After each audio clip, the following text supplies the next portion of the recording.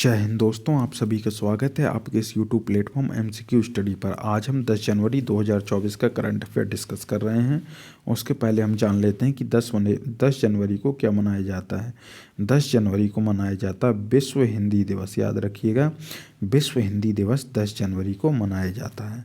आप लोग को कमेंट सेक्शन में क्या बताना है कि राष्ट्रीय हिंदी दिवस कब मनाया जाता है। और दोस्तों, अगर आपने अभी तक हमारे इस YouTube चैनल को सब्सक्राइब नहीं किया है तो प्लीज़ सब्सक्राइब करके बेल आइकन ज़रूर दबाइए। और आप हमारे सभी सोशल मीडिया प्लेटफॉर्म से जुड़ने के लिए आप हमारे इस YouTube चैनल के डिस्क्रिप्शन बॉक्स में जाकर आपको उन सभी की लिंक मिल जाएगी। अगर आप हमारा ये वीडियो फेसबुक में देख रहे हैं तो इस वीडियो को शेयर करिए, लाइक करिए और कमेंट करिए, जिससे ज़्यादा से ज़्यादा लोगों तक हमारा ये वीडियो पहुँच सके। तो पहला प्रश्न है आज का, हाल ही में भारत और किस देश ने हाइड्रोकार्बन क्षेत्र में सहयोग बढ़ाने के लिए समझौते पर हस्ताक्षर किए हैं। अगर हम बात करें भारत और किस देश ने हाइड्रोकार्बन क्षेत्र में सहयोग बढ़ाने के समझौते पर हस्ताक्षर किए हैं, तो यह भारत के साथ गुयाना ने इस समझौते पर हस्ताक्षर किए हैं। अगर हम बात करें गुयाना के बारे में, तो गुयाना की जो राजधानी है वो है जॉर्ज टाउन। और यहाँ पर कौन सी भाषा बोली जाती है? इंग्लिश यहाँ पर भाषा बोली जाती है, या कहा जाए आधिकारिक भाषा के तौर पर इंग्लिश है। अगले प्रश्न पर चलते हैं। अगला प्रश्न है, हाल ही में किसने पंचायत से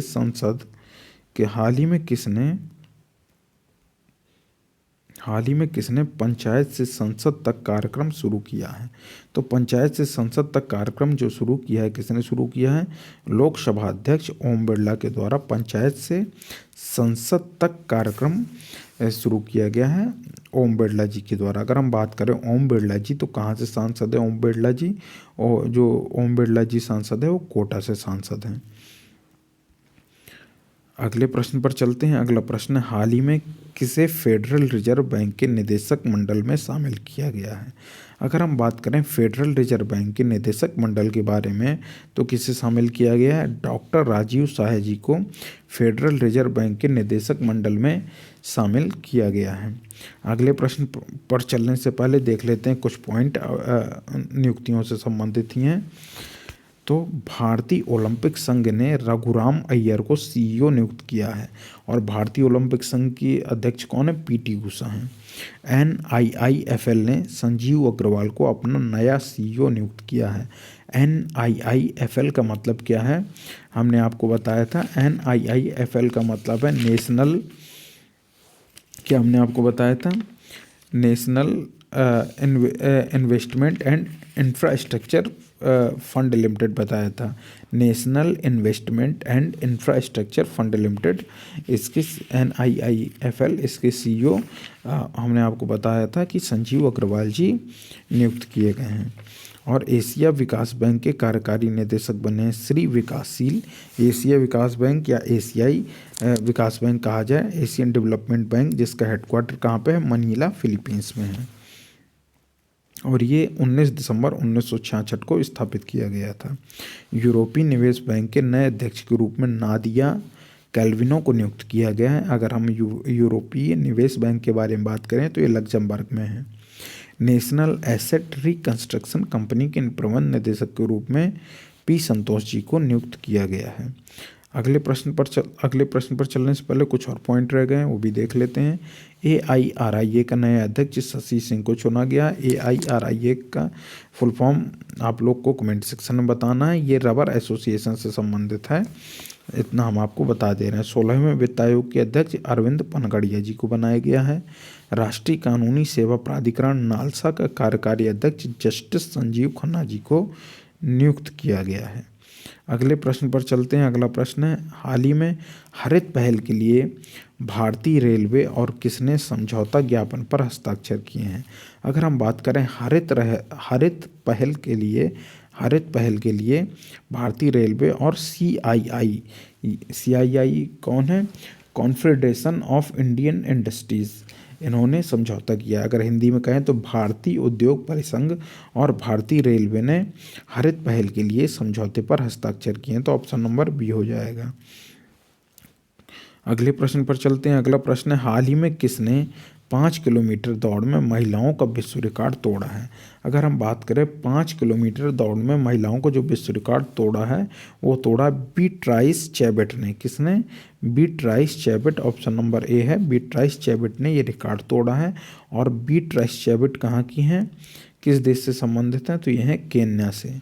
अगर हम केन्या के बारे में बात करें तो केन्या की राजधानी क्या है? केन्या की राजधानी है नैरोबी। और यहाँ पर जो मुद्रा चलती है उसका नाम है कीनियन शिलिंग। क्या नाम है? Kenyan shilling.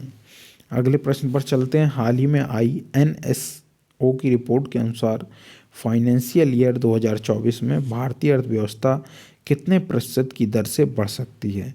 अगर हम बात करें जो एनएसओ की रिपोर्ट आई है हाल ही में, उसके अनुमान के तहत, अनुमान के आधार पर जो वित्त वर्ष 2024 से फाइनेंशियल ईयर 24 में भारतीय अर्थव्यवस्था लगभग 7.3% की दर से बढ़ सकती है। तो ऑप्शन नंबर सी हो जाएगा इसका राइट आंसर।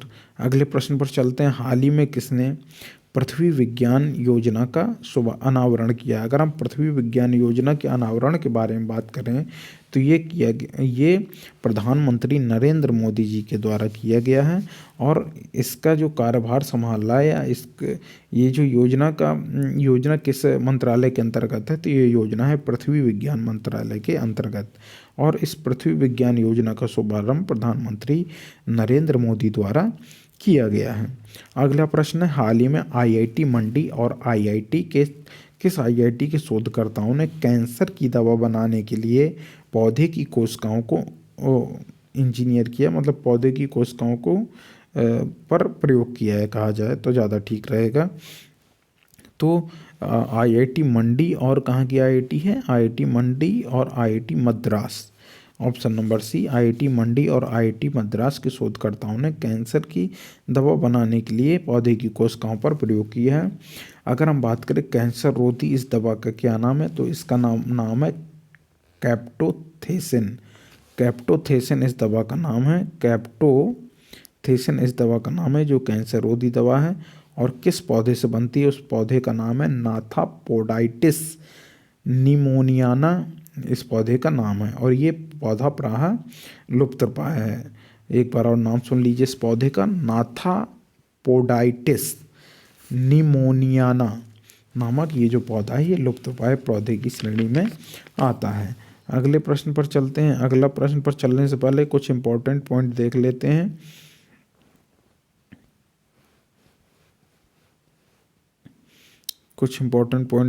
हैं। आधिकारिक तौर पर समलैंगिक विवाह का पंजीकरण करने वाला देश पहला दक्षिण एशियाई देश कौन बना है? नेपाल बना है। भारत और नेपाल के बीच झूलाघाट सस्पेंशन ब्रिज पूरी तरह से चालू हो गया और गाई यात्रा उत्सव नेपाल में मनाया गया है। अगले प्रश्न पर चलते हैं। अगला प्रश्न है। हाल ही में किसने बिम्स्टेक के महासचिव का पदभार संभाला है? अगर हम बात करें बिम्स्टेक के महासचिव का पदभार के बारे में तो ये संभाला है इंद्रमणि पांडे ने। ऑप्शन नंबर बी इसका राइट आंसर हो जाएगा, इंद्रमणि पांडे। अगर हम बिम्स्टेक के बारे में बात करें तो बिम्स्टेक का फुल फॉर्म है Bay of Bengal Initiative for Multi Sectoral Technical and Economic Cooperation. एक बार फिर से सुन लीजिए या गूगल कर लीजिएगा, ज़्यादा बेहतर रहेगा। Bay of Bengal Initiative for Multi Sectoral Technical and Economic Cooperation. इसका अगर बात करें तो बिम्स्टेक में 7 देश सदस्य हैं। 7 देशों में कौन कौन से हैं थोड़ी अगर गौर करेंगे तो याद हो जाएगा। भारत का पड़ोसी बांग्लादेश, भारत का दूसरा पड़ोसी नेपाल, भारत का तीसरा पड़ोसी भूटान, भारत का चौथा पड़ोसी श्रीलंका, ये सब हैं। पाकिस्तान और अफगानिस्तान इसमें शामिल नहीं है। भारत, बांग्लादेश, नेपाल, भूटान, श्रीलंका, इसके साथ साथ म्यांमार और थाईलैंड, ये 7 देश कुल बिम्स्टेक में शामिल हैं। बिम्स्टेक का फुल फॉर्म एक बार फिर से सुन लीजिए, Bay of Bengal Initiative for Multi Sectoral Technical and Economic Cooperation. अगले प्रश्न पर चलते हैं। अगला प्रश्न है। हाल ही में सेबी का कार्यकारी निदेशक किसे नियुक्त किया गया है? अगर हम बात करें सेबी के कार्यकारी निदेशक के रूप में किसे नियुक्त किया गया तो नियुक्त किया गया है जी राम मोहन राव को। जी राम मोहन राव को सेबी के कार्यकारी निदेशक के रूप में 3 वर्ष के लिए नियुक्त किया गया है। अगर हम बात करें सेबी के बारे में, तो सेबी क्या है? सेबी को वॉचडॉग कहा जाता है शेयर मार्केट का। इसके अलावा सेबी का फुल फॉर्म है securities and exchange board of India. Hindi में कहा जाए तो भारतीय प्रतिभूति एवं विनिमय बोर्ड। इसकी स्थापना 12 अप्रैल 1988 को नरसिम्हन समिति की सिफारिश पर की गई थी और इसे वैधता जो मिलती है यानी इसे मान्यता मिली 30 जनवरी 1992 को। अगर हम सेबी के हेडक्वार्टर के बारे में बात करें तो इसका हेडक्वार्टर मुंबई में है और इसके 4 क्षेत्रीय कार्यालय हैं। कहाँ कहाँ? नई दिल्ली, कोलकाता, चेन्नई और अहमदाबाद। ये पूर्वी, पश्चिमी, उत्तरी और दक्षिणी करके 4 क्षेत्रीय कार्यालय हैं नई दिल्ली, कोलकाता, चेन्नई और अहमदाबाद में। इसके अलावा अगर हम सेबी के चेयरपर्सन के बारे में बात करें तो सेबी की वर्तमान में चेयरपर्सन है माधवीपुरी बुच। याद रखिएगा, माधवीपुरी बुच वर्तमान में सेबी की चेयरपर्सन है और माधवीपुरी बुच पहली फीमेल मतलब पहली महिला अध्यक्ष बनी है सेबी की। अगर हम बात करें नाबार्ड के बारे में तो नाबार्ड को शिवरमन समिति की सिफारिश पर स्थापित किया गया था। इसे याद रखिएगा, सेबी किसकी समिति की सिफारिश पर? नरसिम्हन समिति की सिफारिश पर, और नाबार्ड है शिवरमन समिति की सिफारिश पर। अगले प्रश्न पर चलते हैं। अगला प्रश्न है, उससे पहले कुछ पॉइंट। संजय जसजीत सिंह ने पश्चिमी नौसेना कमान का कार्यभार संभाला है। अगला पॉइंट है, भारतीय नौसेना स्टाफ के उप प्रमुख के रूप में दिनेश के त्रिपाठी को नियुक्त किया गया। और भारतीय नौसेना के वर्तमान में प्रमुख कौन है? भारतीय नौसेना के वर्तमान में प्रमुख हैं एडमिरल आर हरि कुमार। और आप लोग को कमेंट सेक्शन में क्या बताना है कि नौसेना दिवस कब मनाया जाता है। और अगला प्रश्न है, अगला पॉइंट है, दक्षिणी नौसेना कमान के 30वें flag officer commander in chief FOCINC के रूप में वी श्रीनिवास ने पदभार संभाला है। अगला पॉइंट है, इंडियन ऑयल की अगली निदेशक के रूप में रश्मि गोविल जी को चुना गया है। अग्निशमन सेवा और नागरिक सुरक्षा के महानिदेशक के रूप में विवेक श्रीवास्तव ने पदभार ग्रहण किया है। अगला प्रश्न है, उससे पहले दोस्तों अगर आपने अभी तक हमारे इस YouTube चैनल को सब्सक्राइब नहीं किया हो तो प्लीज़ सब्सक्राइब करके बेल आइकन जरूर दबाइए, जिससे आने वाले सभी वीडियोज़ की नोटिफिकेशन आपको समय पर मिल सकें। इसके अलावा आप हमारे सोशल मीडिया प्लेटफॉर्म से जुड़ सकते हैं। आपको इन सभी का जो लिंक है आपको डिस्क्रिप्शन बॉक्स में मिल जाएगा। और अगर आप हमारे फेसबुक पेज पर इस वीडियो को देख रहे हैं या फेसबुक प्रोफाइल पर इस वीडियो को देख रहे हैं तो इस वीडियो को शेयर करिए, लाइक करिए और कमेंट करिए, जिससे ज़्यादा से ज़्यादा लोगों तक हमारा ये वीडियो पहुंच सके और हमारे चैनल को सपोर्ट मिल सके। तो दोस्तों अगला प्रश्न है, हाल ही में किसने जल प्रबंधन के लिए CII राष्ट्रीय पुरस्कार जीता है? तो जल प्रबंधन के लिए अगर कहा जाए CII राष्ट्रीय पुरस्कार तो किसने जीता है? ये हीरो मोटरकार्प या मोटोकार्प कहा जाए ने ये जल प्रबंधन के लिए CII का राष्ट्रीय पुरस्कार जीता है। तो याद रखिएगा, CII का राष्ट्रीय पुरस्कार जल प्रबंधन के लिए जीता है हीरो मोटरकार्प ने। अगला प्रश्न देखते हैं, हाल ही में किसे जिनेवा में WTO में भारत के राजदूत के रूप में नियुक्त किया गया है? तो भारत के राजदूत बनाए गए हैं WTO के लिए, भारत के राजदूत बनाए गए हैं। कौन बनाए गए हैं? उनका नाम है सेंथिल पांडियन को WTO में भारत का राजदूत बनाया गया है। अगर हम WTO के बारे में बात करें तो WTO का फुल फॉर्म है वर्ल्ड ट्रेड ऑर्गेनाइजेशन, हिंदी में कहा जाए तो विश्व व्यापार संगठन। अगर हम बात करें तो ऑफिशियली रूप से इसकी स्थापना 1 जनवरी 1995 को हुई थी। मराकेश समझौते के आधार जो 1994 में मराकेश समझौता हुआ था उसके अनुसार इसने अपना कार्यभार 1 जनवरी 1995 से शुरू कर दिया था। लेकिन अगर कहा जाए इसने किसकी जगह ली थी? इसने जगह ली थी 1948 में एक स्थापित संस्था थी जिसे गैट कहते थे, उसकी जगह ली थी और 1 जनवरी 1995 से इसने इसके मतलब कहा जाए तो मराकेश समझौते के अनुसार इसने कार्यभार कार्य प्रचालन शुरू कर दिया था, ये कहना ज़्यादा ठीक रहेगा, कार्य प्रचालन शुरू कर दिया था। अगर हम बात करें WTO की प्रमुख के बारे में, यानी विश्व व्यापार संगठन की जो हेड हैं उनके बारे में, उनका नाम है नागोजी ओकोंजो-इवेला। क्या नाम है? Ngozi Okonjo-Iweala. नाओजी ओकोंजो-इवेला ये WTO यानी विश्व व्यापार संगठन की प्रमुख हैं। और अगर हम बात करें जो नाओजी ओकोंजो हैं, ये नाइजीरिया की पूर्व वित्त मंत्री हैं। और अगर बात किया जाए तो विश्व व्यापार संगठन की पहली महिला प्रमुख के रूप में नामित होने वाली भी नागोजी ओकोंजो हैं। अगले प्रश्न पर चलते हैं। अगला प्रश्न है, हाल ही में किसने अंतरिक्ष में बिजली पैदा करने के लिए ईंधन सेल का सफल परीक्षण किया है? अंतरिक्ष में बिजली पैदा करने के लिए जो ईंधन सेल का सफल परीक्षण किया है, किसने किया है? इसरो ने किया है। इसरो का फुल फॉर्म है इंडियन स्पेस रिसर्च ऑर्गेनाइजेशन, भारतीय अंतरिक्ष अनुसंधान संस्थान। इसका हेडक्वार्टर जो है, इसका हेडक्वार्टर है बेंगलुरु में। और वर्तमान में इसके जो चेयरपर्सन है उनका नाम है एस सोमनाथ। और इसकी स्थापना हुई थी 15 अगस्त 1969 को इसकी स्थापना हुई थी, इसे याद रखिएगा।